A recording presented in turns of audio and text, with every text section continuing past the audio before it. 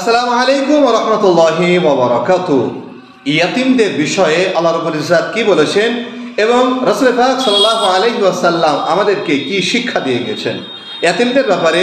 আল্লাহ রাব্বুল ইজ্জাত কোরআনে সূরা নিসাতে বলে গিয়েছেন যে তোমরা ইয়াতীমদের মাল ভক্ষণ করো না, ইয়াতীমদের মাল ছিনিয়ে নিও না, ইয়াতীমদের মাল খেয়ে নিও না।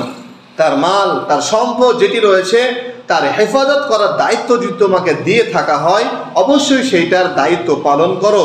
যদি পালন না করে তার সম্পদকে মনে করছো কেউ নাই, খেয়ে নিচ্ছ, তো আল্লাহ রাব্বুল ইজ্জাত সূরা নিসার ভিতরে বলছেন যে তোমরা তার সম্পদ খাচ্ছ না, সেইটা খাচ্ছ আগুন।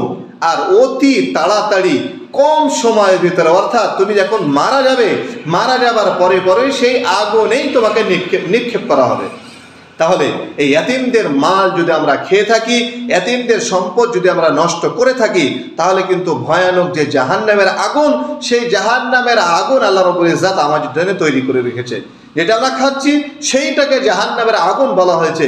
তো জাহান্নামের আগুন থেকে যদি আমরা বাঁচতে চাই, আমরা যদি ইয়াতীম যদি আমাদের পাশে থাকে বা ইয়াতীমের দায়িত্ব যদি আমরা নিয়ে থাকি, অবশ্যই তার সম্পূর্ণ দায়িত্ব সঠিকভাবে পালন করতে হবে। তাই আমরা সকলে আহ্বান করি যে ইনশাআল্লাহ কোনো ইয়াতীম যদি থাকে, তার সম্পদের হেফাজত যদি আমার দায়িত্ব দেওয়া থাকে, ইনশাআল্লাহ সেটা আমি হেফাজত করব।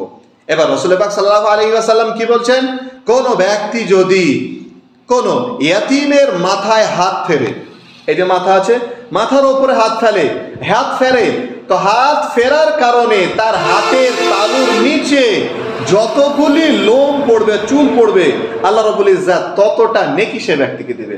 কত বড় নেকি!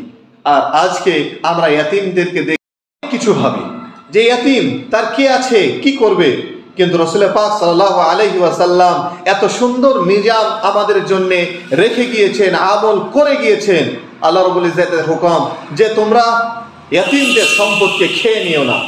তার সম্পদ, আজকে আমার ভাই যদি মারা যায়, তার যদি সন্তান থাকে, আমার দায়িত্ব যেটা আমার ভাই পেত বা আমার ভাইয়ের সন্তান যেভাবে পাবে তাকে যেন সঠিকভাবে আমি বন্টন করে দিই। কিন্তু কি হচ্ছে, তাকে বঞ্চিত করা হচ্ছে, তার ভাইয়ের স্ত্রীকেও বের করে দেওয়া হচ্ছে।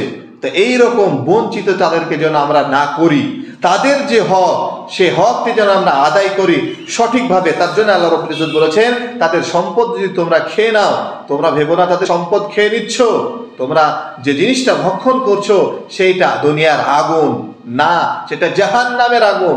আর দুনিয়ার আগুনের চাইতে জাহান্নামের আগুন অতিরিক্ত বেশি গরম, তাপ, তার কষ্ট।